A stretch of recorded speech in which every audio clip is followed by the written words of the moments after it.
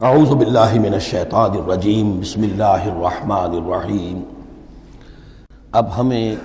مکی اور مدنی صورتوں کے اس پہلے گروپ میں جو دو جوڑے مدنی صورتوں کے ہیں ان میں سے پہلے جوڑے کی دوسری صورت کا مطالعہ کرنا ہے۔ یہ سورہ آل عمران ہے۔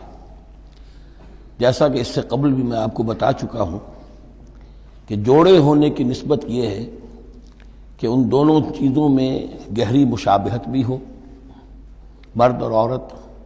بہت مشابہت بھی ہے لیکن کچھ فرق بھی ہو، اور جو فرق ہو وہ ایسا ہو کہ جس سے ایک دوسرے کے لیے کمپلیمنٹری ہو، ایک دوسرے سے مل کر کسی مقصد کی تکمیل ہوتی ہو۔ یہ نسبت زوجیت کی حقیقت ہے۔ اب آپ دیکھیں گے مشابہتیں جو ہیں بہت نمایاں جو سورہ بقرہ میں اور سورہ آل عمران میں ہیں کہ دونوں شروع ہوئی ہیں الف لام میم سے۔ دونوں کے شروع میں قرآن مجید کی عظمت کا بیان ہے، اگرچہ سورہ آل عمران میں اس کے ساتھ ہی تورات اور انجیل کا بیان بھی ہے۔ دونوں کے اختتام پر بڑی عظیم آیات آئی ہیں۔ وہ آیت ہم پڑھ چکے ہیں جو سورہ بقرہ کے اختتام پر آئی ہے،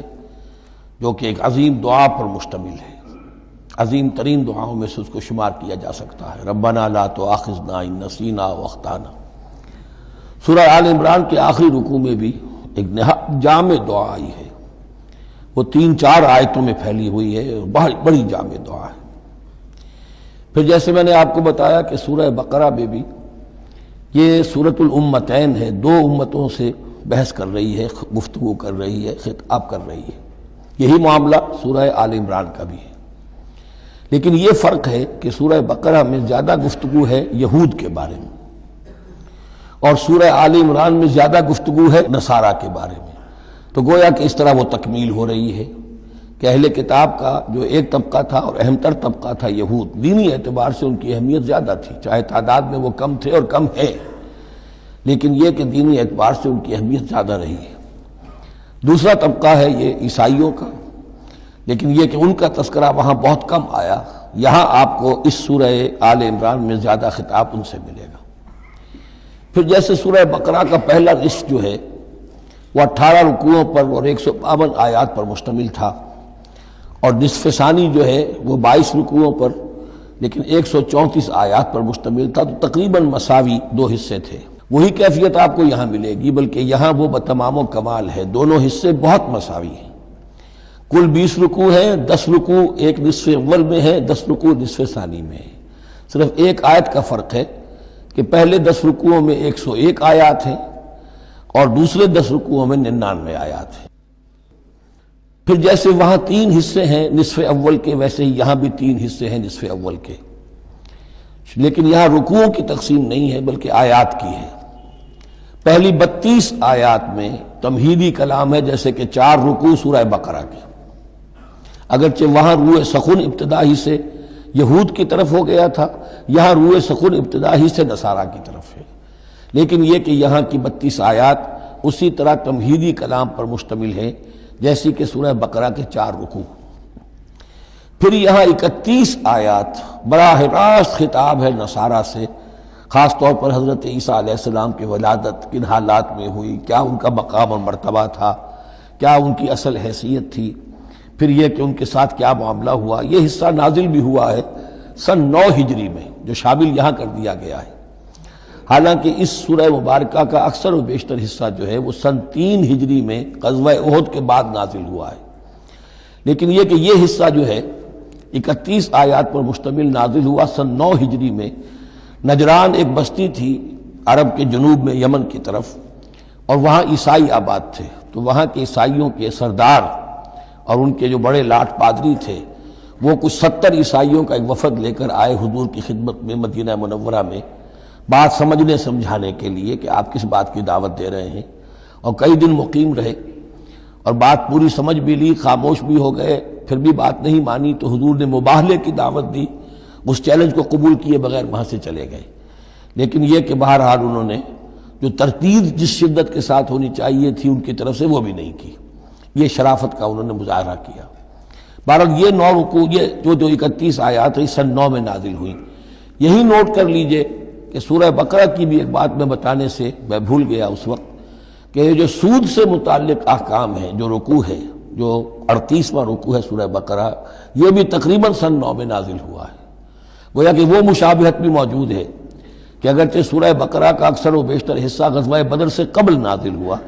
لیکن اس میں بھی کچھ آیات وہ ہیں جو سن 9 ہجری میں نازل ہوئی ہیں اور سود کے بارے میں آخری حکم ہے۔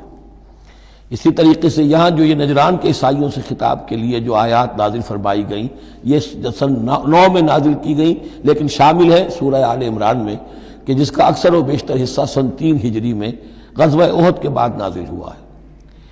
پھر جیسے سورہ بقرہ کے نصف اول کا جو آخری تیسرا حصہ تھا، وہ 15واں، 16واں، 17واں، 18واں رکوع، اس میں یہ کہ حضرت ابراہیم کا ذکر تھا، خانہ کعبہ کا ذکر تھا، اسی طریقے سے وہی بات یہاں ملے گی آپ کو۔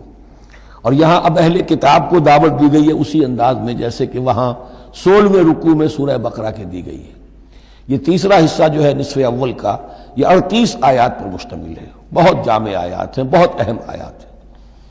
اس کے بعد نصف ثانی شروع ہو جاتا ہے جس میں کہ یا ایھا الذین آمنوا،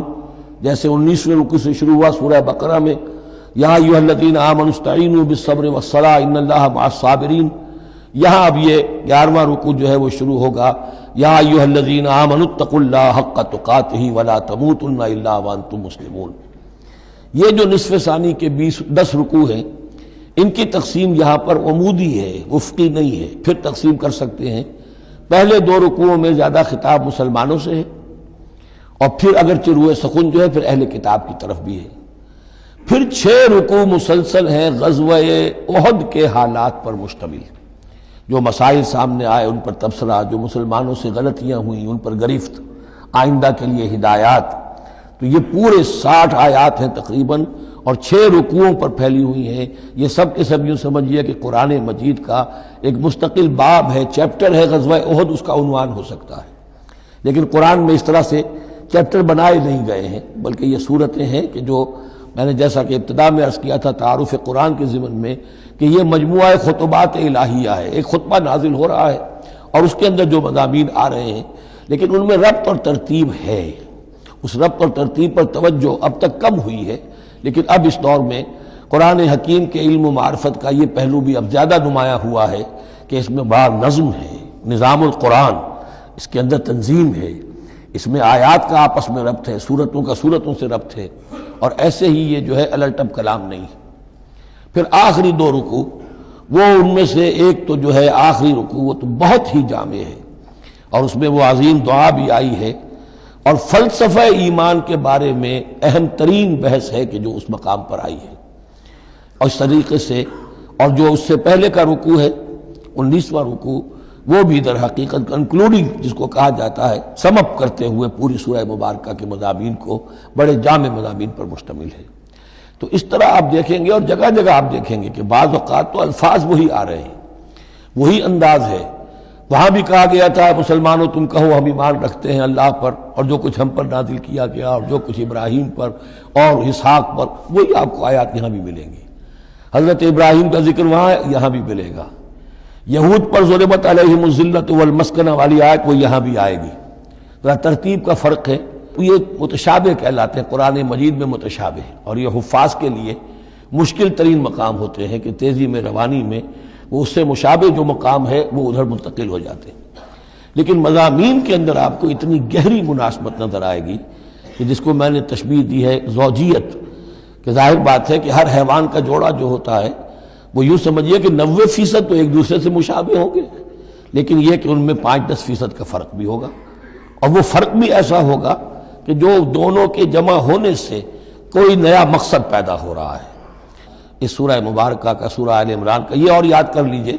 کہ میں نے آپ کو بتایا تھا کہ نبی اکرم صلی اللہ علیہ وسلم نے ان دونوں صورتوں کو ایک نام دیا ہے۔ جیسے آخری جو 2 صورتیں ہیں قرآن مجید کی، ان کو ایک نام دیا گیا معوذتین، قل اعوذ برب الفلق قل اعوذ برب الناس۔ ان دونوں صورتوں کو ایک نام دیا گیا الزہراوین، 2 نہایت تابناک اور روشن صورتیں۔ تو یہ اس میں تمہیدی کلام میں بس اسی پر اکتفا کر کے اب ہم آگے مطالعہ شروع کرتے ہیں۔ صدق اللہ العظیم۔